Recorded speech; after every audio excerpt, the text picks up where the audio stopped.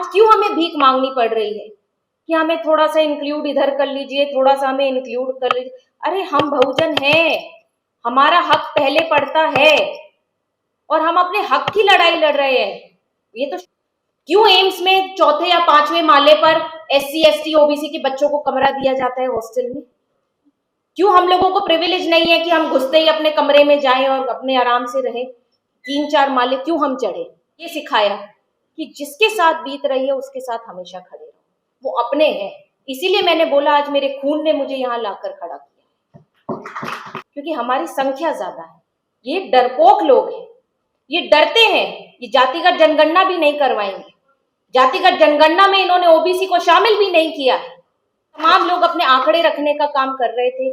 मैं ये जानती हूं कि भेदभाव होता है और UGC क्यों जरूरी है, क्योंकि हर कदम पर भेदभाव है। आप एडमिशन के लिए जब एंट्रेंस टेस्ट देते हैं उसमें आपको फेल कर दिया जाता है, आपको क्लियर नहीं किया जाता है। अगर भूले भटके अगर थोड़ा बहुत सीट भरने के लिए पिछड़े और दलित समाज के लोग पहुंच भी जाते हैं एम्स में, नीट में, तो उन लोगों को हटा दिया जाता है। UGC का कानून लागू होता है, उसके अंदर OBC को जगह मिलती है, SC ST को जगह मिलती है, बहुत अच्छी बात है। लेकिन साथियों, ये हमें सोचना पड़ेगा कि हमारी जगह के लिए हमें इतना संघर्ष क्यों करना पड़ता है। हम बहुजन हैं, हमारी संख्या ज्यादा है, संघर्ष उनको करना चाहिए, हमें संघर्ष की जरूरत नहीं है। अब आवाज पहुंच रही होगी, माइक चालू हो गया।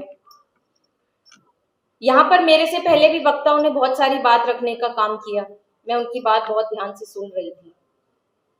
मैं बहुत लंबी बात नहीं रखूंगी, लेकिन मैं आप लोगों को ये जरूर याद दिलाना चाहूंगी कि जो हजारों साल की गुलामी, 3000 साल का जो आरक्षण कुछ मुट्ठी भर लोगों ने खाया, उनको तकलीफ है हमारे 75 ईयर्स ऑफ इंडिपेंडेंस के, और जो उसमें से कुछ लगभग 20 या 30 साल जब मंडल कमीशन लागू हुआ उस आरक्षण से OBC के लिए, और जो 75 ईयर्स की हमारी जो संघर्ष, जो हमें बाबा साहब अम्बेडकर ने देन दी संविधान की, अगर उससे दिक्कत हो रही है तो हम सोचने पे मजबूर हो जाए, क्योंकि अब हमारे बीच में कबीर नहीं आएंगे, हमारे बीच में गुरु नानक नहीं आएंगे, हमारे बीच में ज्योतिबा फुले, बाबा साहब अम्बेडकर नहीं आएंगे, और कोई दूसरा शरद यादव भी पैदा नहीं होगा। ये हम लोगों को ही अपने अंदर ये उम्मीद और ये एक लड़ाई और संघर्ष करने की जो होती है तड़प, वो पैदा करनी पड़ेगी, तभी हम लोग एक राह पकड़ सकते हैं और अपने लोगों के लिए खड़े हो सकते हैं। आज क्यों हमें भीख मांगनी पड़ रही है कि हमें थोड़ा सा इंक्लूड इधर कर लीजिए, थोड़ा सा हमें इंक्लूड कर लीजिए। अरे हम बहुजन हैं, हमारा हक पहले पड़ता है और हम अपने हक की लड़ाई लड़ रहे हैं। ये तो शुक्र मनाइए, हमने बदले को नहीं चुना, हमने बराबरी को चुना है। हम बराबरी मांग रहे हैं, हम बदला नहीं ले रहे हैं। जो 3000 साल की गुलामी सही है, और सैकड़ों साल की। हम तुलसीदास को नहीं मानते, हम कबीर को मानते हैं। हम नहीं मानते कि शूद्र पशु नारी सब ताड़ना के हैं अधिकारी। क्यों है ऐसी बातें? कौन सोचता है? हमें गर्व है कि हम शूद्र हैं, और हम हैं शूद्र, हम गर्व से ही बात कहेंगे, क्योंकि हमारी संख्या ज्यादा है। ये डरपोक लोग हैं, ये डरते हैं, ये जातिगत जनगणना भी नहीं करवाएंगे। जातिगत जनगणना में इन्होंने OBC को शामिल भी नहीं किया है। जो फर्स्ट फेज की जनगणना आई है उसके अंदर OBC का सवाल ही गायब कर दिया। हमारे शीर्ष नेतृत्व राहुल गांधी जी, जो हाल ही में, मैं यहाँ पर फिर से कहूंगी कि कांग्रेस पार्टी ने कभी सामाजिक न्याय की बात नहीं करी, लेकिन हमारे न्याय योद्धा राहुल गांधी जी लगातार सामाजिक न्याय का झंडा लेकर चल रहे हैं। और कहीं ना कहीं मैं समझती हूँ, क्योंकि मैंने बहुत करीब से देखा है। उन्होंने ओपन प्लेटफॉर्म पे भी कहा है कि मेरे पिताजी को अपना राजनीतिक गुरु मानते थे। उन्होंने बहुत समय बिताया है उनके साथ, बहुत कुछ जानने की कोशिश की, बहुत ही उनके अंदर एक सीखने की लालसा है। और यही कारण है कि आज मैं, राजेंद्र पाल गौतम जी, अनिल जैहिंद जी, अजय कुमार लल्लू जी जैसे लोग इस पार्टी में हैं, बंधे हुए हैं, पर है, और अपना संघर्ष कर रहे हैं और लड़ते रहेंगे, क्योंकि हमारे नेता हमारे साथ है और इसमें मुझे कोई शर्म नहीं आती कहने में। राहुल गांधी जी ने जातिगत जनगणना की बात उठाई, उससे पहले मैं थोड़ा जाऊंगी। मैंने बहुत करीब से 3 चीजें देखी हैं, अपने घर में देखी हैं। हो सकता है वो संघर्ष मैंने ना देखा हो, लेकिन जब हमारे घर में रात को खाना खाने के समय हम बैठते थे तो वो संघर्ष के किस्से और हमारे आसपास जो हमारे घर के खुले द्वार में लोग आते थे परेशान होकर, भेदभाव झेलकर, उनको हमने बहुत करीब से देखा है। जो व्यक्तिगत रूप से लगातार मेरे पिताजी के पास आते थे वो ये बात समझते होंगे, उनके द्वार हमेशा खुले रहते थे।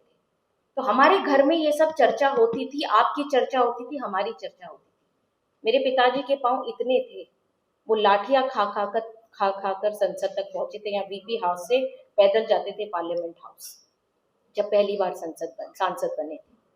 तो वो संघर्ष उन्होंने देखा है। तो और ऐसा उन्होंने, अगर हमें ऐसा महसूस नहीं होने दिया, ऐसी प्रिविलेज उन्होंने हमें दी, लेकिन उन्होंने हमेशा ये कहा और ये सिखाया कि जिसके साथ बीत रही है उसके साथ हमेशा खड़े रहो, वो अपने हैं।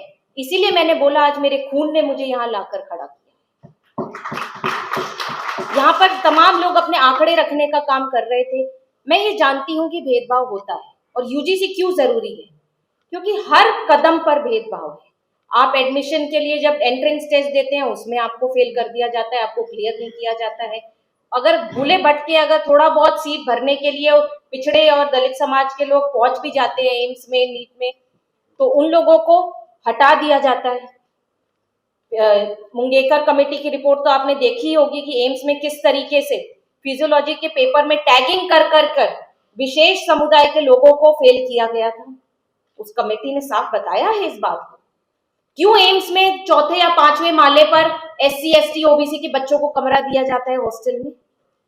क्यों हम लोगों को प्रिविलेज नहीं है कि हम घुसते ही अपने कमरे में जाएं और अपने आराम से रहें? 3-4 माले क्यों हम चढ़े?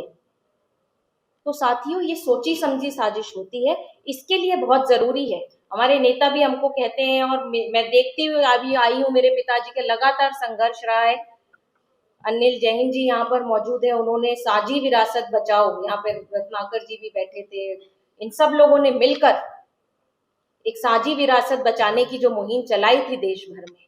अब वो समय आ गया है कि अब आप युवा शक्ति भी उसको, और मयंक कितना अच्छा काम कर रहे हैं, उसको आगे लेकर चलने का काम कीजिए, क्योंकि ये आपकी विरासत है और ये अब बचाने का समय आ गया है। इसके बाद आपको मौका नहीं मिलेगा। आज आप लोगों के साथ भेदभाव सुनने वाला कोई नहीं है, सुप्रीम कोर्ट में नहीं है, आपकी फैकल्टी नहीं है।